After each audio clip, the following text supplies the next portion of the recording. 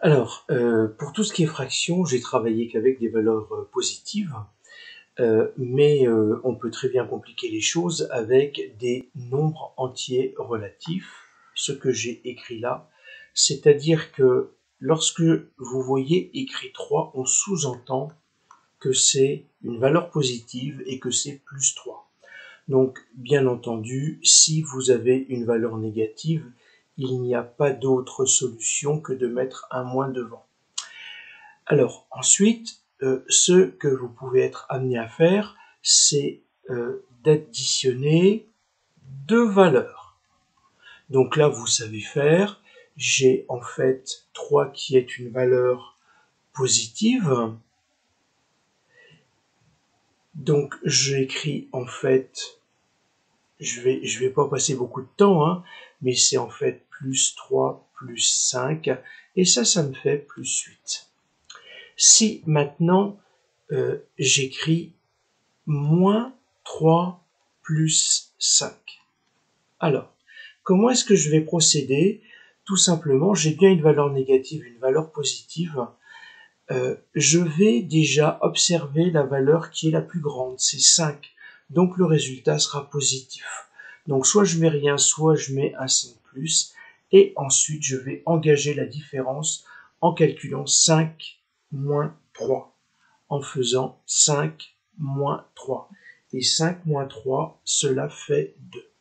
Si cela vous pose un problème, ce que je vous propose, c'est de partir de 0.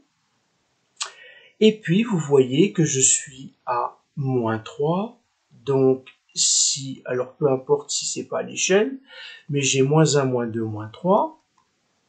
Et ensuite, je vais rajouter, donc, j'ai finalement les valeurs négatives ici et les valeurs positives ici.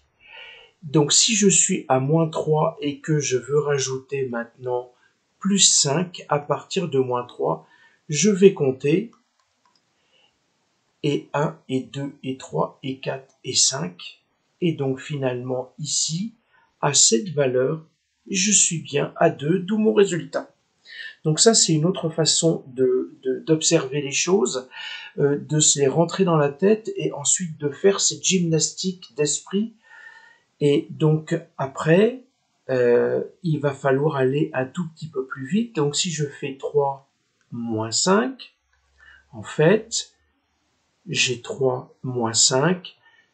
J'ai donc la plus grande valeur qui est négative, c'est 5. Le résultat sera négatif et ensuite je calcule comme étant 5 moins 3. Et 5 moins 3, ça me fait 2. Si je reprends la droite, je suis à 0.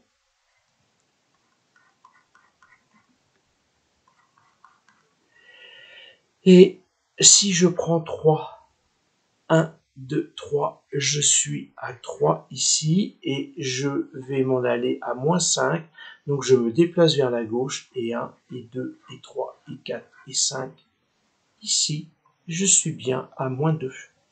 Donc voilà le genre d'approche que je vous invite à faire.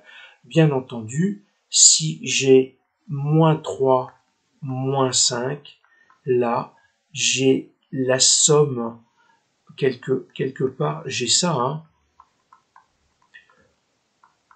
J'ai l'addition de deux valeurs négatives. Donc, si vous voulez moins 3 et moins 5, eh bien, ça va me faire moins 8. En fait, comment est-ce que je fais? Sur une droite, si j'ai 0, je vais compter moins 1, moins 2, moins 3. Je rajoute moins 5. 1, 2, 3, 4, 5. Ici, je suis à moins 8. Alors, si vous voulez une autre image, quand vous êtes à moins 3, moins 5, vous êtes dans un ascenseur, vous êtes descendu de 3 étages, puis de 5 étages. En tout, vous êtes bien descendu de 8 étages. Si c'est autre chose, si c'est un autre exemple qui peut vous aider.